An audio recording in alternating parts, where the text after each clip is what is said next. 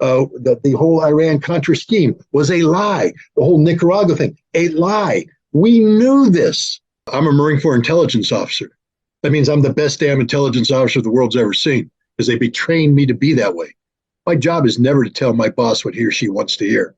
It's to tell them what my fact-based analysis is. And that was ingrained in me from the very beginning. You don't tell a lie. You tell a lie in combat, Marines die. The truth is the only thing. And that's what you do. That's what they trained me to do. My point is, my job is not to please the general. It's never been to please the general, and I will never please a general if it requires me to lie. I tell the truth, the whole truth, and nothing but the truth, and you just let it fall where it does. Not my problem how you respond. I don't give a damn. I've never been wrong. I'll just say that straight up. About the big picture, I've never been wrong. Why? Because I'm not trying to impress you by being right. I'm not trying to feed you what you want to hear. Again, I go back to my time as a weapons inspector. You know, when I was brought in, we didn't know how many missiles the Iraqis had. I did a detailed assessment, and I was the only one in the world that came out and said they're hiding 100 missiles. They're like, well, how do you know that? And I said, here's my proof, here's the evidence, here's how I did it. 2 months later, the Iraqis confessed they were lying. How many missiles were they hiding? 98. And I said, see, I don't make shit. I don't make stuff up. I tell the truth. It's solid analysis. Now, people would say that by putting out that analysis and it's against the U.S. government, that I'm what, a traitor for telling the truth? No, I'm not a traitor for telling the truth. And I fought the U.S. government the entire time I was a weapons inspector about these missiles, because once we accounted for those 100 missiles, I then carried out a 1.5-year investigation where we proved there were no more missiles left. But the CIA couldn't handle that. I actually went to the director of the CIA's office in the White House and briefed him and his staff on my findings. And their response was, yeah, that's nice, but the number we're going to keep is 12 to 20, and that's never going to change no matter what you do. That's not an integrity problem on my part. That's an integrity problem on their part. And if you call me a traitor for that, you have no idea how the United States works. Let me make it clear to your audience. The United States is not the United States government. Never has been, never will be. The United States government doesn't represent the United States. We, the people, do. Read the Constitution.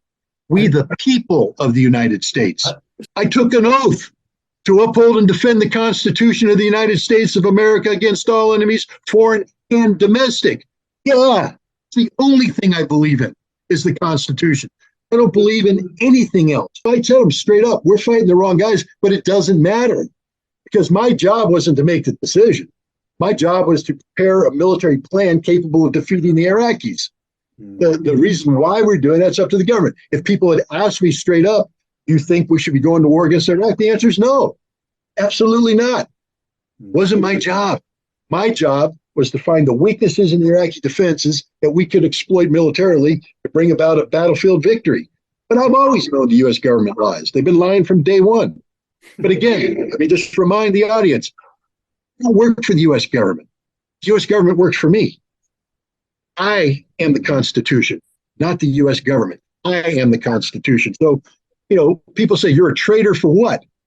For not believing a politician who's a narcissist who lies to become elected and lies after he becomes elected? No, I'm a traitor when I betray the Constitution. I didn't take an oath to the President of the United States. I took an oath to the Constitution.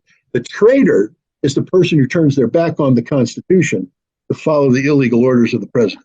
That's the traitor. In my opinion, the U.S. government views the Constitution to be a liability, be an impediment.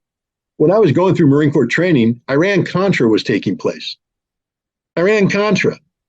We all knew what was going on. We knew the Reagan administration was violating the Constitution. They're not listening to what they're constitutionally obligated to listen to, which is a law passed by the United States Congress. The president can't go around that. But they did.